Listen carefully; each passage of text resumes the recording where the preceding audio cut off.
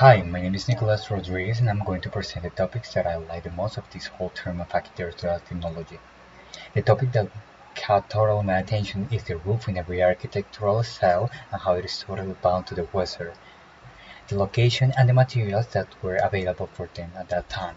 Also, one of the reasons in most of the styles that include religious topics on it is that in some way every roof or tall tower will be closer to the sky or the heaven towards the spirituality from the inside of the Christians and Catholic hearts or by the orientation in the Islamic religions.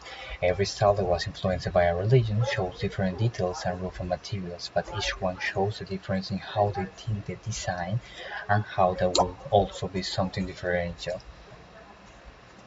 In the first instance, the Gothic architectural style, it is totally represented by the majestic, marvelous, enormous scale, and each construction for the darkness that will show every shade.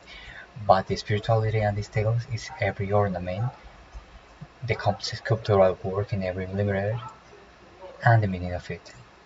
But for the characteristic roof, it is easier to remember these styles. These parts are the pinnacle, as the thin and little towers around all the design, but also the nave roof establishing where the bulk is for the whole temple, and the inside part, also the double height that represents something important to the religion we're talking about the spirituality and reaching God. As a second comparative option, we got the Indus Valley Civilization and the different roofing in this case. This Harappa civilization used to design every house in the same way for creating an orthogonal structure to the urban grid for transportation. They used to contact or construct every roof without any slope, without any inclination. This is because in the desert the weather is totally different to the cathedrals of the Gothic. It doesn't rain that often or snow, and as in other countries, the real need for that civilization was to protect the house of the sun in every sandstorm and from the water. Last but not least, the architect Frank Gehry, with his constructivism style that changed all in the architecture, changed all the proportion and perfection, the symmetry of the ancient architecture, and reinvented the way of designing but also the roofing. And in some of the projects you could see something similar to our roof.